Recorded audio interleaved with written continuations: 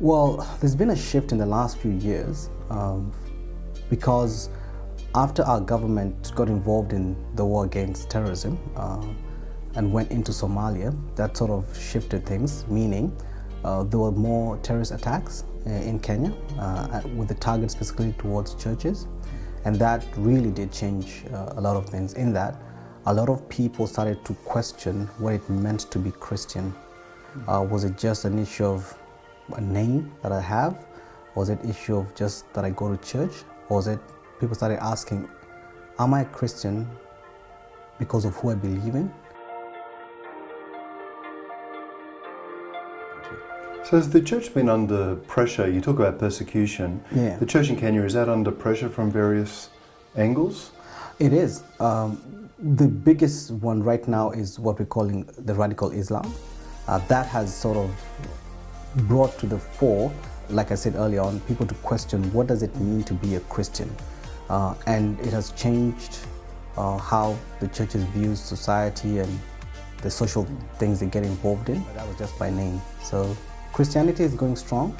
It's interesting how under persecution, Christians become more vocal and stronger when their faith is put to the test. So that has shifted Christianity in Kenya significantly. Yeah. What kind of qualities are you looking for as you think about, is this person really a church planter or not? Well, there are few we look at. The first is a calling. Are they called to the ministry?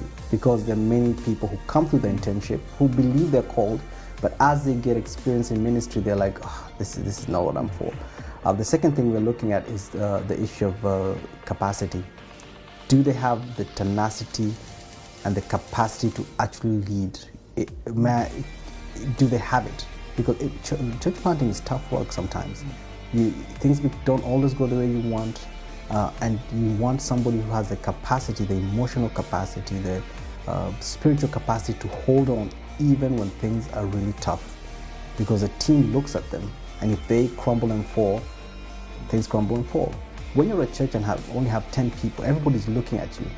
And everything you do, everything you say, we need to ensure that you have the capacity to handle it. And we also look at issues of just what we call character. I mean, do you have the characteristic of a leader in you?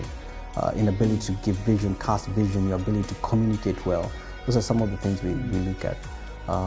And the ability to just submit to authority is very important, because we're entrusting you, we're sending you to a place where nobody will be there with you every Sunday.